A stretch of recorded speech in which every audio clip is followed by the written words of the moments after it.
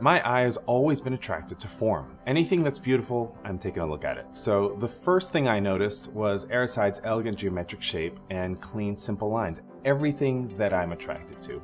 When they told me it was an air purifier, I was actually surprised. I thought it was a speaker. I totally didn't see it coming.